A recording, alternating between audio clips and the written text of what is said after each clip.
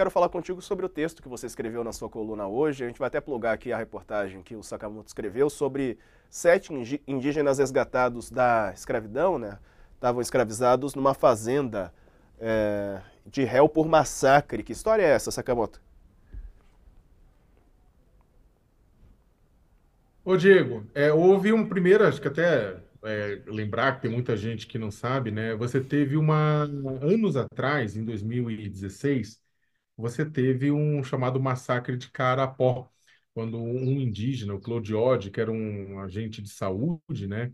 E mais 6, entre eles uma criança de 12, o Claude morreu, foi assassinado a tiros, e outros 6 ficaram gravemente feridos, entre eles uma criança de 12 anos lá em Carapó, né? Foram acusados 5 fazendeiros que teriam regimentado dezenas de pessoas, caminhonetes, né, veículos, para fazer uma desocupação à força de uma área, né, a revelia da justiça.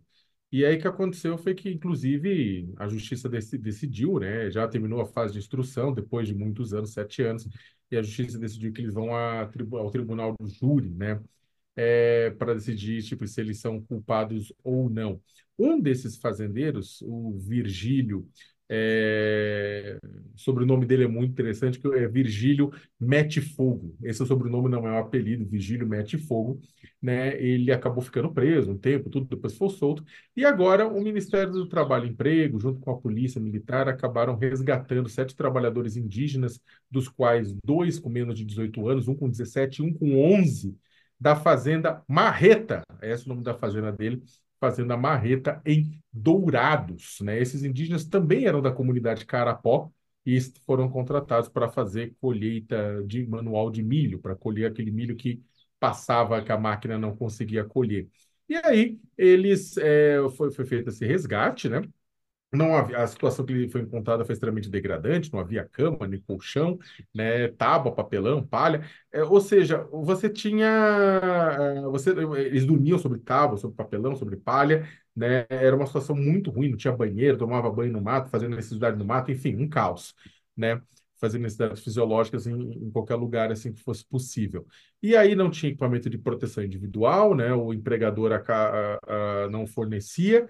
E é claro que esse tipo de atividade está na lista de piores formas de trabalho infantil, né, que o Brasil se comprometeu a erradicar antes mesmo, prioritariamente, né, e está na Convenção 182 da Organização Internacional do Trabalho, né, da ONU, né. Aí o que aconteceu foi que a gente, ou seja, houve toda uma discussão que a pessoa que é réu, nesse caso desse massacre, ela segue livre, né?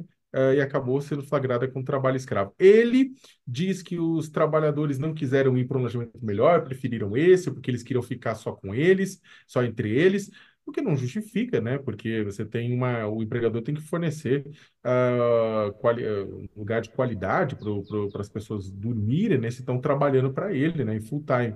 E ele falou que não sabia da idade do trabalhador de 11 anos, porque ele parecia mais velho do que os outros, né? Então, é isso, Diego. É uma história triste, é uma história, mais uma história de resgate de trabalhadores indígenas da etnia Guarani, né? E se torna tudo muito mais triste, porque por trás tem, ou seja, a mesma pessoa que estava envolvido, que teria escravizado esses trabalhadores, é alguém que é réu exatamente por participar de um massacre indígena. E os trabalhadores que agora são escravizados são da mesma comunidade daqueles que morreram ou que foram atingidos com balas em 2016.